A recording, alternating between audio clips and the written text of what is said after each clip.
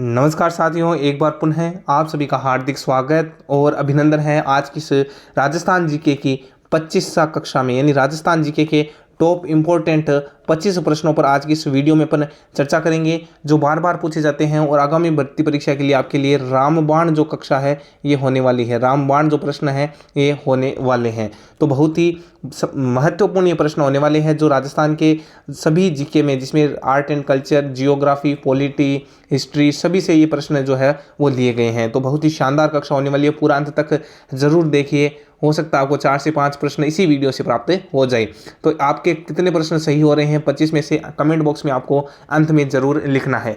देखिए, अगर आपका सेफ स्कोर 18+ है तो आप मान के चलिए आपका सेफ स्कोर है। अगला प्रश्न देखिए, पहला प्रश्न आज का जो है 12 जिले की सीमा राजस्थान के कितने जिलों से लगती है। तो 12 जिलों की जो सीमा है कितने जिलों से लगती है, 3, 2, 5 या 4। तो साथियों देखिए, इसका सही उत्तर होगा ऑप्शन नंबर बी, जो है 2 जिलों से सीमा लगती है 12 की।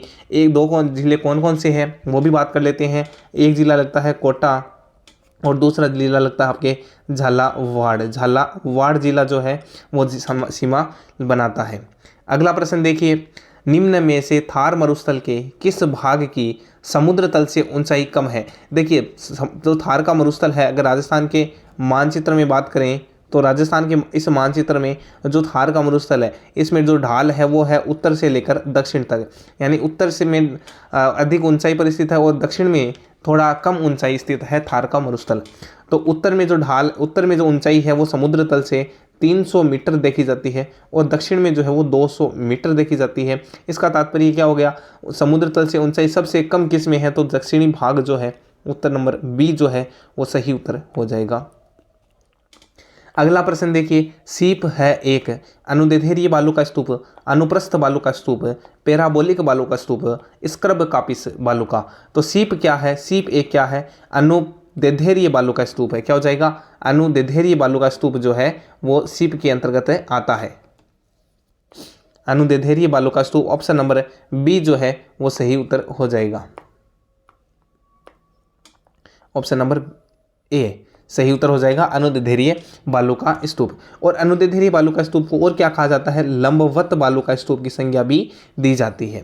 अगला प्रश्न देखिए, आकल जैसलमेर संबंधित है जात खाना, राष्ट्रीय मरु उद्यान, मैग्नीज खनन या काष्ठ जीवाश्म उद्यान। यानी आकलवुड फॉसिंग पार्क जैसलमेर है को किससे संबंधित है, काष्ठ जीवाश्म उद्यान से संबंधित है। ऑप्शन नंबर डी जो है वो सही उत्तर हो जाएगा, आकल काष्ठ जीवाश्म उद्यान से संबंधित हो जाएगा। अगला प्रश्न देखिए, 5वां जो प्रश्न है, अरावली पर्वतमाला राज्य के कुल भूभाग का है। देखिए, अरावली पर्वतमाला से पहले थार का जो मरुस्थल है वो 61.11% रखता है। उसी प्रकार से अरावली कुल राज्य का कितना प्रतिशत स्थान रखती है, 7.1, 7.4, 9.1 या 13.2। तो देखिए साथियों, सही उत्तर क्या हो जाएगा, ऑप्शन नंबर सी जो है 9.1% जो है वो क्या रखता है, अरावली पर्वतमाला। अगला प्रश्न देखिए, निम्नलिखित में से हाड़ौती पठार पर अवस्थित जिला है। हाड़ौती का जो पठार है उसमें आता है कोटा, कौन सा जिला आता है, कोटा, बूंदी, बारां, झालावाड़। बारां और झालावाड़ ये 4 जिले जो है वो हाड़ौती के पठार में अवस्थित है मुख्य रूप से। तो कोटा जिला जो है इस ऑप्शन में आपको दिखाई दे रहा है। इसके अलावा 3 अन्य जिले हैं, तो कोटा जो है ऑप्शन नंबर डी जो है वो इस प्रश्न का सही उत्तर हो जाएगा। अगला प्रश्न देखिए, 56 का मैदान राजस्थान के किस भाग में स्थित है, उत्तरी भाग, पूर्वी भाग, दक्षिणी भाग या पश्चिमी भाग। तो 56 का मैदान स्थित है आपके ऑप्शन नंबर सी, दक्षिणी भाग में स्थित है। 56 गांवों का समूह होने के कारण ये 56 का मैदान कहलाया। और 56 का जो मैदान है ये आपके प्रतापगढ़ बांसवाड़ा के बीच स्थित है और जो दक्षिणी भाग में स्थित है, ऑप्शन नंबर सी जो है सही उत्तर हो जाएगा। अगला प्रश्न, राजस्थान के कौन से जिले में उड़िया का पठार स्थित है। उड़िया का पठार कहाँ पर है, जयपुर, उदयपुर, सिरोही या प्रतापगढ़। फटाफट से आंसर दीजिए कमेंट बॉक्स में कि उड़िया का पठार कहाँ स्थित है। ऑप्शन नंबर सी जो है राइट आंसर हो जाएगा। सबसे ऊंचा पठार इसको कहा जाता है, उड़िया का पठार कहा जाता है और ये सिरोही में स्थित है। और इसकी अगर ऊंचाई की बात करें तो 1360 मीटर इसकी ऊंचाई है। अगला प्रश्न देखिए, राजस्थान की निम्न में से कौन सी फसल मावठ से लाभान्वित नहीं होती है? तो कौन सी फसल मावठ, जो सर्दियों में नवंबर दिसंबर जनवरी के अंदर जो पश्चिमी विक्षोभ आता है, जो हवाएं चलती है ठंडी ठंडी, उसे मावठ कहते हैं। और इस मावठ से रबी की फसल प्रभावित होती है, लाभान्वित होती है। तो गेहूं, चना, सरसों और कपास, तो कपास जो है वो मावठ से प्रभावित नहीं होगी। ऑप्शन नंबर डी जो है सही उत्तर हो जाएगा। अगला प्रश्न देखिए, वर्टिसोल मिट्टी राजस्थान के किस भाग में मिलती है? वर्टिसोल का मतलब होता है काली मिट्टी, और काली मिट्टी जो है ये राजस्थान के दक्षिणी पूर्वी भाग में मिलती है। अगर बात करें राजस्थान के मानचित्र में, तो ये जो इलाका है दक्षिण पूर्वी, जिसमें हाड़ौती क्षेत्र मुख्य रूप से माना जाता है, यहाँ पर वर्टिसोल मिट्टी मिलती है दक्षिणी पूर्वी भाग में, जिसे काली मिट्टी कहते हैं। और ये आर्द्र, अति आर्द्र क्षेत्रों में पाई जाती है। अगला प्रश्न देखिए, अंतः प्रवाहित नदी, नदियों से संबंधित क्वेश्चन, अंतः प्रवाहित नदी नहीं है, साबी, कांतली, कांकरी, कांकणी या खारी? तो सही उत्तर क्या हो जाएगा? खारी जो है वो अंतः प्रवाहित नदी नहीं है, क्योंकि खारी जो है वो बनास की सहायक नदी है। बनास की सहायक नदी है, जो बंगाल की खाड़ी में जाकर अंततः गिरती है। बनास की सहायक नदी है, इसलिए खारी जो क्या हो जाएगा? खारी जो है वो अंतः प्रवाहित नदी नहीं है। बाकी तीनों के तीनों अंतः प्रवाहित नदियों के अंतर्गत आती है। तो ऑप्शन नंबर डी जो है इस प्रश्न का सही उत्तर हो जाएगा। अगला, कौन सी लवणीय झील नहीं छांटना है? डीडवाना, कोलायत, पचपदरा या कावोद? देखिए, डीडवाना खारे पानी की झील है, पचपदरा खारे पानी की, और कावोद भी खारे पानी की है।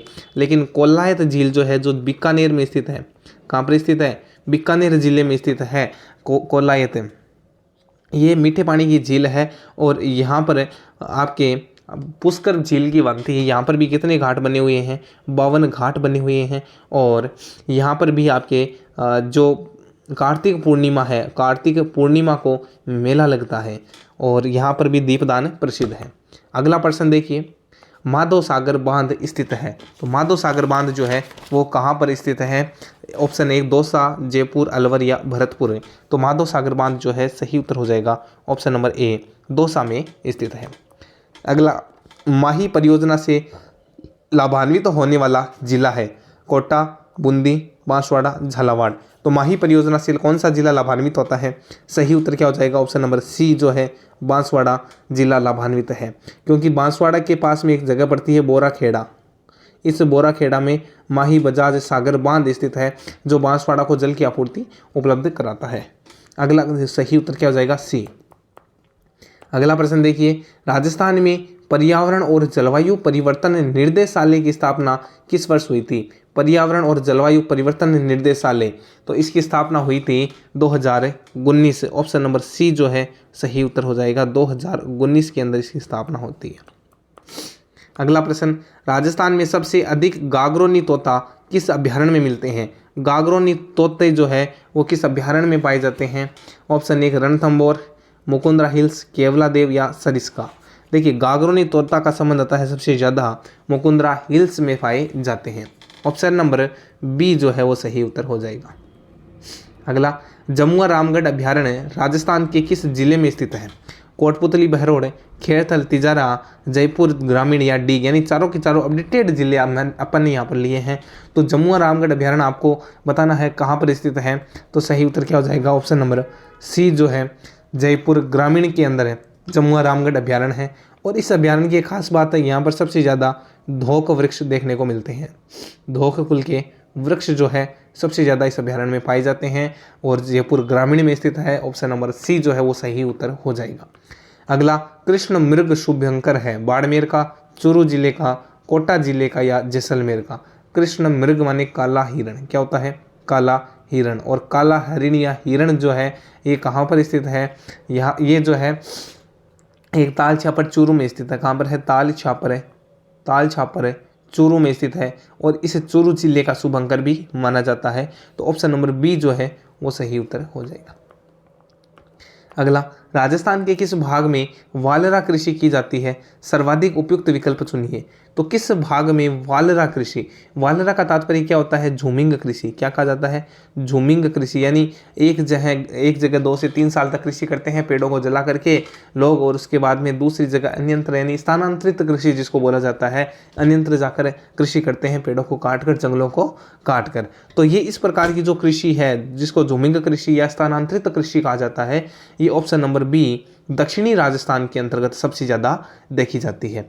और इस झूमिंग कृषि के अंदर आपके 2 महत्वपूर्ण, अगर पहाड़ी क्षेत्रों में भीलों के द्वारा अगर कृषि की जाती है, भीलों के द्वारा कृषि की जाती है मुख्य रूप से जनजातियों के द्वारा, और अगर पहाड़ों में भीलों के द्वारा की जाती है तो उसे कहते हैं चिमाता पहाड़ी क्षेत्रों में, और दाजिया जो है वो जो मैदानी क्षेत्र होता है उसमें अगर कृषि की जाती है तो उसे दाजिया कृषि कहते हैं।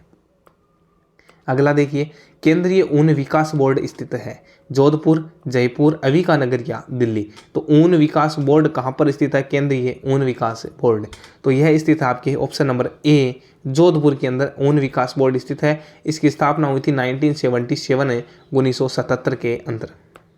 अगला प्रश्न देखिए, निम्न में से कौन सी बकरी की नस्ल है, बकरी की नस्ल इनमें से कौन सी है, मालवी, मेवाड़ी, पुगल या जखराना।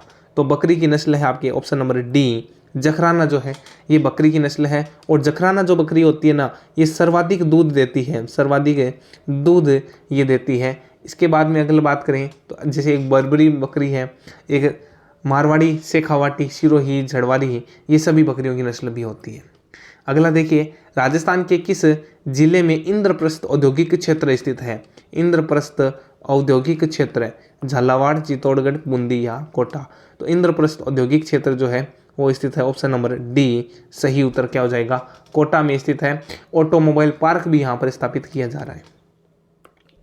अगला प्रश्न, सेमफेक्स योजना लागू की गई है राजसिको के द्वारा, आरएफसी के द्वारा, रिको के द्वारा या आरएसएमडीसी के द्वारा।